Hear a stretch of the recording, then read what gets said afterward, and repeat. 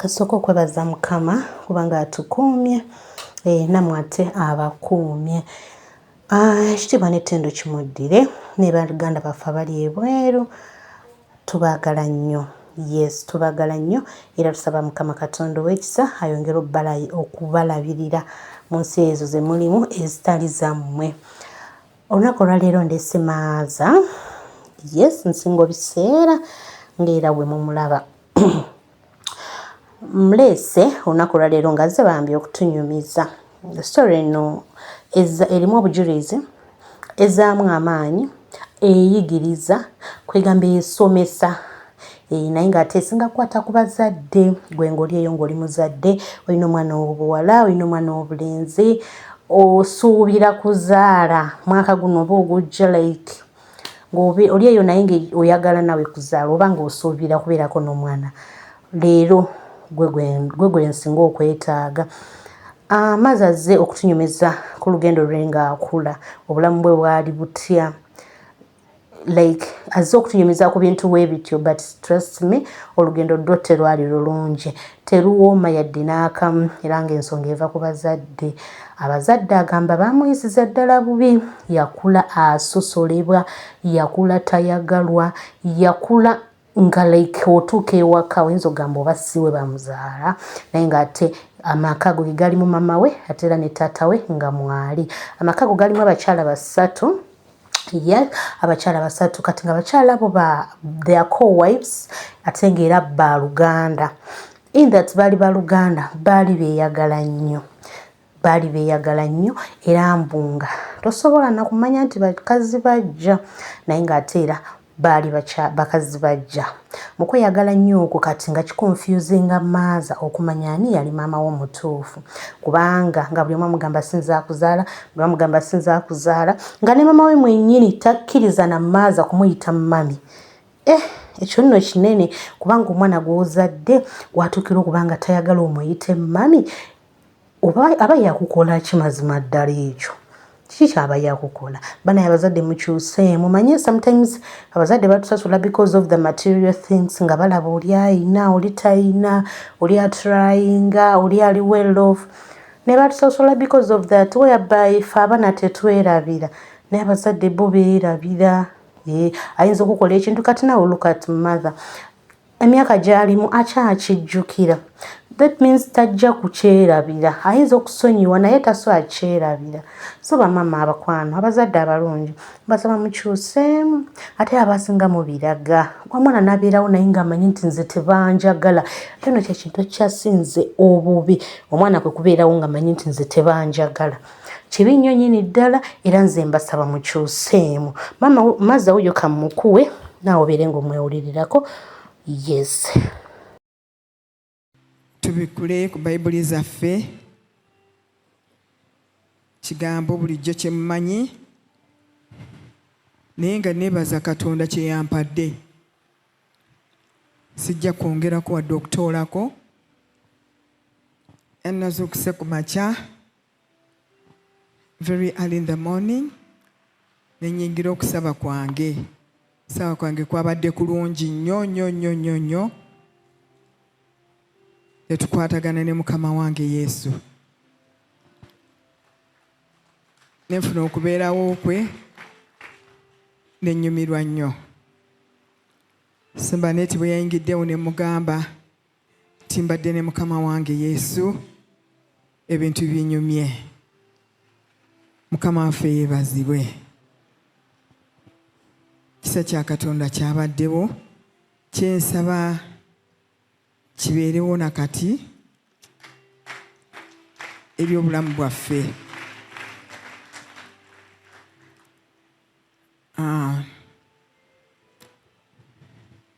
Twebaza Katonda kubanga atwagala. Mu kutwagala okwo ayogera naffe ebigambo bingi nnyo. Ayina pulaani eri obulamu bwaffe. Ayina by'ayogera naffe bingi. Ayina by'atwagaza bingi okukola. Tuli mu ndagaano naye gye tulina okutuukiriza. Buli ali wano tuli mu ndagaano ne Katonda. endagaano gye tulina okutuukiriza. Era nga mu ndagaano eyo njaga weebaze Katonda nti gwani gwe yeeta okuyingira mu ndagaano ye, gwani afuuka mukwano gwe. Mu nsi bangi nnyo naye gwe oli wanjawulo kubanga oli mukwano gwa Mukama. Bwe namanya ekyo kyayongera okunsembeza eri Katonda. Nakula nga saagalibwa, nga ne bazadde bange tebandabawo nnyo. Twali abaana abawerako awaka naye era nga nze bandowoozaako luvannyuma, simanyi lwaki. Naye bwe naddanga awo ne neekubagiza ne mmanya nti naye waliyo anjagala. Nga nkyalina mu primary ne manya waliwo anjagala, waliwo atayinza kunjiwa, waliwo atayinza nakunneegaana nti ndi mwana we, waliwo ayinza okunsembeza. Bwe ntyo ne tandika okwagala ennyo Katonda. Naye nga nalina ennaku ku mutima gwange, nali nga musirise, sirina ddalu, naye nga bankuba nnyo ate nga abalalu tebabakuba. Ebyo byonna ne mbigeraageranyanga ne binnumanga. Ne nkula nga simanyi na ku bamaama bange yali anzaala omutuufu. Baba ali abakyala 3 abooluganda nga baagalana nnyo. Kati omu ne baŋŋamba nti ye maama wange. Kakati wano onanzaala naŋŋamba nti oli ye maama wo. Era nga bwe mwesemberezaako ng'alabika nga mboola, nga sijja bulungi. Ate ne taata yalina ekiseera ng'alina gw'asinga okwagala mu baana, yali omuto.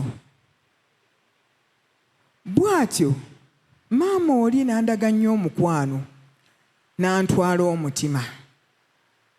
Era ne mmanyira dda nti ye maama anzaala.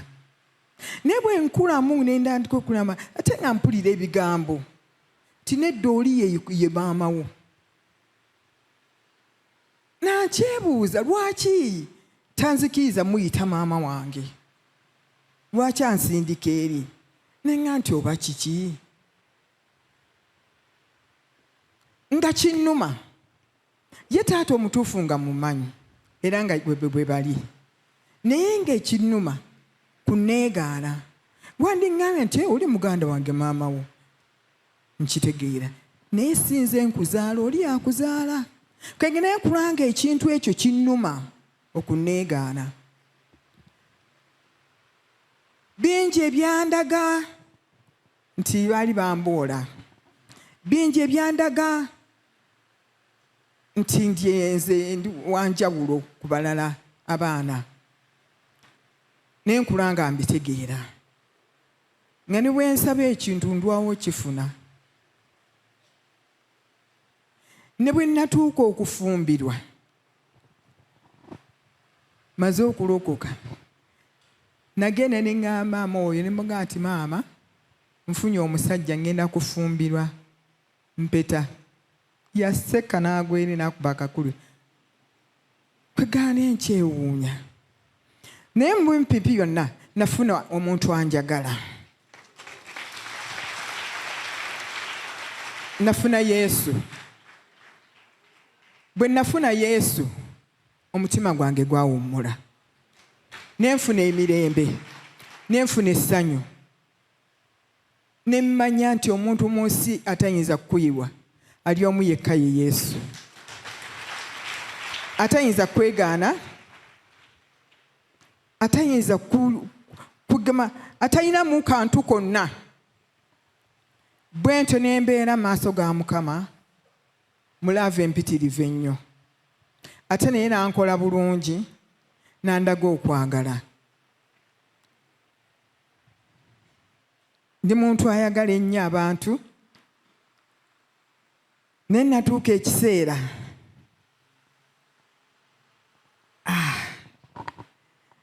tugende mu Yokaana 11. Buli muntu yenna ku nsi yeetaaga okwagalibwa. Buli muntu yenna yeetaaga okufiibwako. Kibi nnyo omuntu nga takwagala oba nga takufaako ddala abali close naawe. Kiba kibi nnyo. Kiba kibi nnyo era kiruma.